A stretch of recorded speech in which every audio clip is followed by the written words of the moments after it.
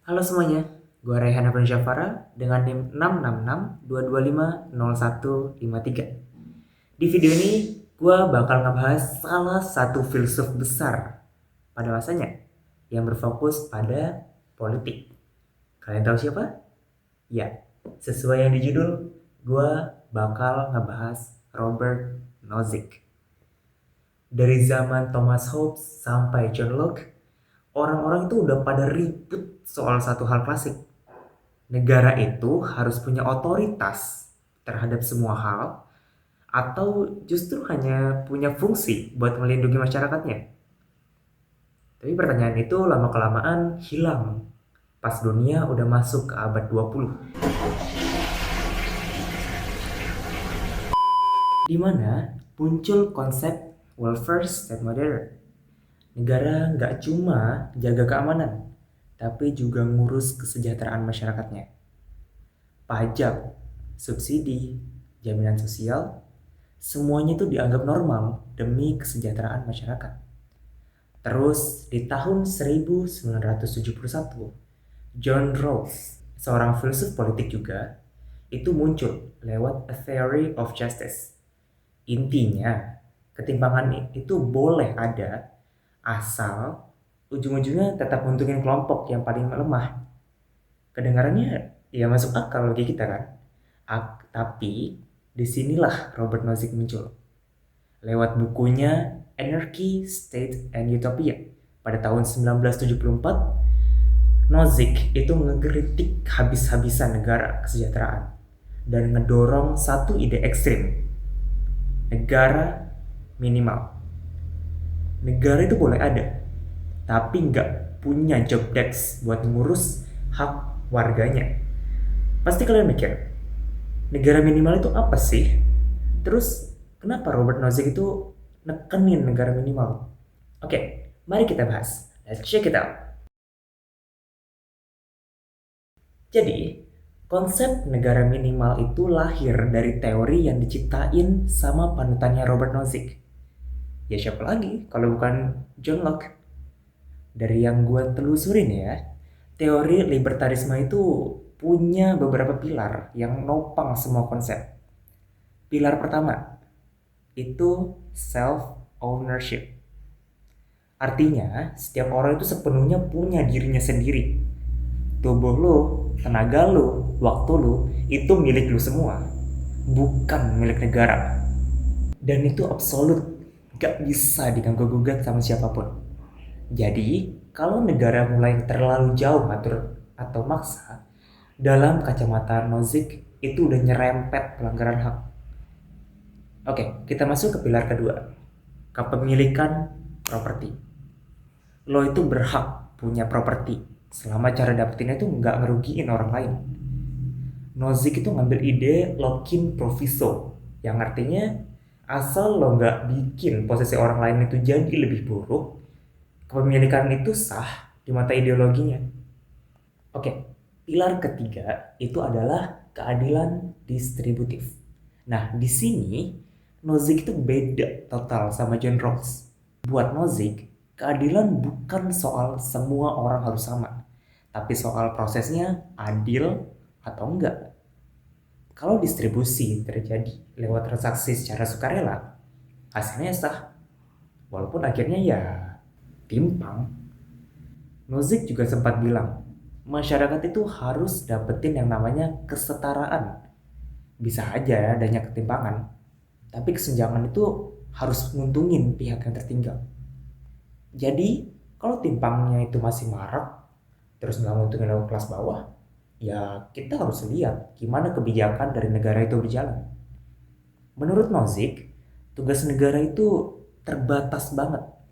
Negara itu cuma boleh ngelindungin warga dari kekerasan, pencurian, penipuan, dan ngejagain kontrak. Di luar itu, negara dianggap kebablasan dan mulai melanggar hak individu. Menariknya, negara minimal ini nggak muncul lewat paksaan. Awalnya manusia hidup tanpa negara, lalu bikin asosiasi perlindungan secara sukarela. Lama-lama, satu asosiasi jadi dominan dan fungsinya mirip negara. ngasih perlindungan buat setiap anggota. Proses ini disebut invisible hand process. Pertanyaannya, apakah dominasi ini melanggar hak orang-orang yang nggak ikut gabung ke dalamnya? Jawaban Nozick, enggak. Selama mereka tetap dilindungi dan dikasih kompensasi yang adil. Kalau negara minimal ini benar-benar jalan, fungsi negara itu cuma 4. Melindungi dari kekerasan, menegasin hak kepemilikan, ngadilin pelanggaran hak, dan ngejagain kontrak sukarela. Intinya, cuma buat melindungi hak warga negara tanpa ganggu gugat kebebasan mereka. Semua fungsi lain, kayak subsidi besar atau redistribusi kekayaan, itu dianggap terlalu jauh. Ini jelas bentrok sama konsep negara kesejahteraan yang umum terjadi di dunia modern seperti sekarang ini. Kontribusi utama Nozick ada di sini. Dia nolak konsep keadilan berpola. Contoh, kasus Will Chamberlain. Kalau jutaan orang secara sukarela bayar buat nonton Will main, terus dia jadi kaya raya, ya itu adil. Soalnya semua orang itu milih secara sadar buat bayar tiket itu. Tapi bukan berarti teori ini itu tanpa masalah ya. Nggak cuma transaksi yang kelihatan sukarela itu benar-benar bebas. Kadang orang milih karena nggak punya pilihan lain. Kadang juga orang mutusin sesuatu tanpa informasi lengkap. Atau cuma karena FOMO. Dalam teori Nozick, itu tetap dianggap adil. Dan disinilah masalah mulai muncul. Libertarianisme sering muncul lewat gerakan deregulasi dan pasar bebas. Di Amerika contohnya, Partai Libertarian terang-terangan ngikutin prinsip yang disebut Nozickian. Walaupun praktik negaranya sendiri, yang kayak kita tahu ya, masih jauh dari konsep negara minimal. Kalau kita geser ke Eropa, banyak negara yang ngakunya pro-market, tapi tetap aja doyan intervensi. By the way nih ya, kalau tadi kita ngebahas soal libertarianisme, sekarang kita bakal masuk ke area yang bikin pemikiran Nozick itu makin uji. Apa itu? Ya, ekonomi digital. Di dunia digital, bentuk properti itu udah berubah total. Properti itu nggak lagi soal tanah, soal bangunan, atau barang-barang fisik. Sekarang itu ada data, software, algoritma, karya digital, sampai platform online. Masalahnya, konsep properti kayak gini tuh gak sepenuhnya cocok sama asumsi awal Nozick. Yang masih kebayangnya properti nyata dan terbatas secara fisik. Dalam ekonomi digital, satu produk itu bisa direplikasi, nyaris tanpa biaya.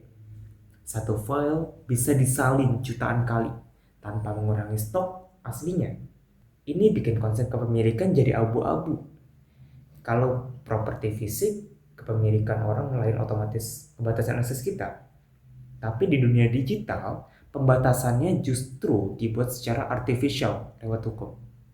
Disinilah intellectual property masuk. Hak cipta dan hak paten diklaim sebagai bentuk perlindungan atas hasil kerja individu. Secara sekilas, ini kelihatan sejalan sama prinsip self-ownership.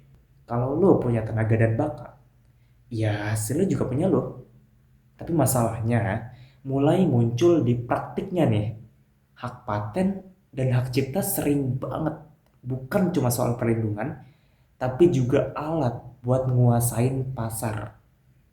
Di banyak kasus contohnya, paten malah menciptakan monopoli legal yang nutup akses pihak lain, bahkan buat inovasi lanjutan. Dari sudut pandang Nozickian yang nekenin pasar kompetitif, ini jelas problem serius. Monopoli apalagi yang dijamin negara lewat hukum bertentangan sama ide pasar bebas yang terbentuk dari transaksi sukarela. Negara justru aktif ikut campur dengan cara ngasih hak eksklusif ke satu pihak. Akibatnya, kompetisi jadi terhambat. Pemain kecil susah masuk pasar, inovasi jadi lambat, kekuasaan ekonomi numpuk di segelintir aktor besar. Ironisnya ya, semua ini sering dibungkus atas nama melindungi hak individu. Karena itu, di kalangan libertarian sendiri, isu intellectual property itu jadi bahan debat panas. Beberapa libertarian kontemporer berpendapat bahwa hak cipta dan paten itu gak bisa dibenerin dalam framework libertarian murni ya. Alasannya, properti seharusnya itu muncul dari kelangkaan alami, bukan dari pembatasan buatan negara. Buat kelompok ini, intellectual property justru melanggar prinsip dasar libertarianisme. Karena negara secara aktif menciptakan larangan dan eksklusivitas, bukan sekedar melindungi hak yang sudah ada. Dalam logika ekstrimnya, ide dan informasi seharusnya bebas beredar, selama nggak melanggar hak fisik orang lain. Dan begitulah hasil analisis gue soal libertarianisme. Semoga bermanfaat buat gue dan juga buat kalian semua yang udah nonton sampai detik ini. Thank you guys, see you and ciao.